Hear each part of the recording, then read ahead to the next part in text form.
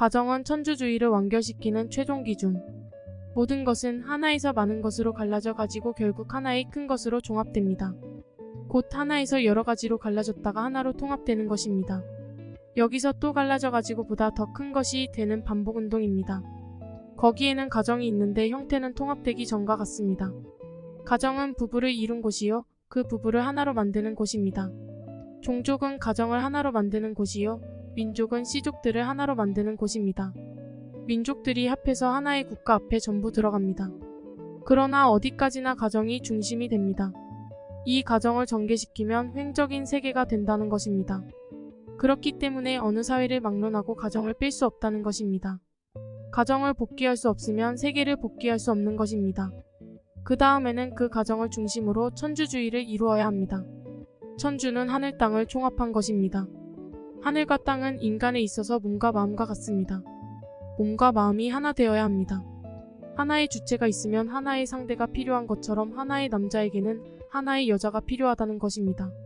남자와 여자가 하나 되는 것이 가정입니다. 이 하나의 가정을 중심 삼지 않고는 하나님의 사랑에 기반이 잡히지 않는 것입니다.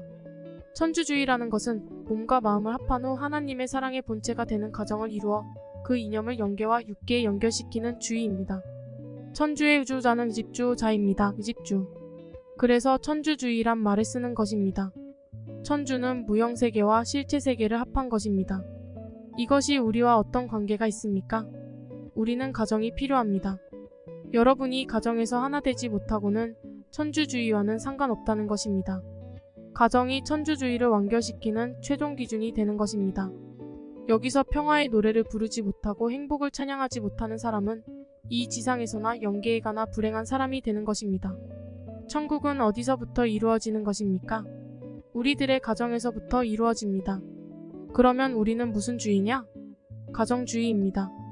우리가 표방하는 천주주의는 하늘 천너자의 집주, 여자, 즉 하늘집 주의라는 것입니다.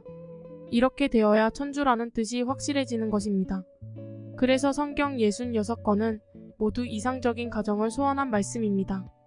또 만민이 소원하는 것이 무엇입니까? 이상적인 아내를 전부 맞이하는 것입니다. 또한 여자로 태어나서 가장 소원하는 것은 이상적인 남편을 만나는 것입니다. 여자가 아무리 학박사가 되어서 세계 앞에 큰 소리를 친다 해도 그의 소원은 이상적인 남자를 만나는 것입니다. 사랑할 수 있는 이상적인 남자를 만나서 복스러운 아들, 딸을 낳는 것입니다. 이것이 행복의 뿌리입니다. 통일교의 이상은 다른 곳에 있는 것이 아닙니다. 출발도 가정이요, 결론도 가정입니다.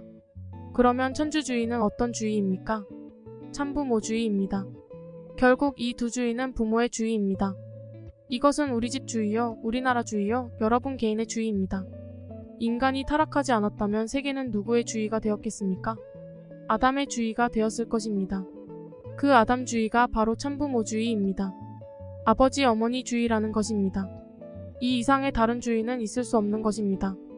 그렇기 때문에 통일교회는 심정적인 문제를 이 본연의 이상적인 가정의 테두리 안에서 참부모라는 이념을 중심 삼고 하늘주의와 결부되게 해야 합니다. 이런 이념으로 제도화된 가정의 인연이 남아있는 한 통일교회는 망하지 않습니다.